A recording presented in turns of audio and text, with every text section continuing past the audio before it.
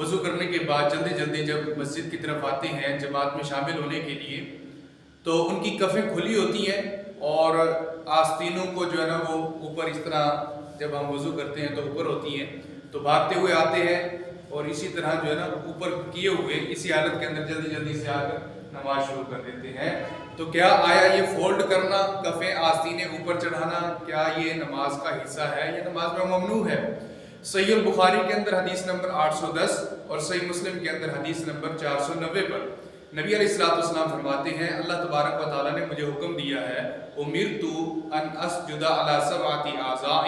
کہ 7 اعضاء بدن پر میں سجدہ کروں، ولا نکف ثوبا ولا شعرا، اور مجھے کپڑوں کو سمیٹنے سے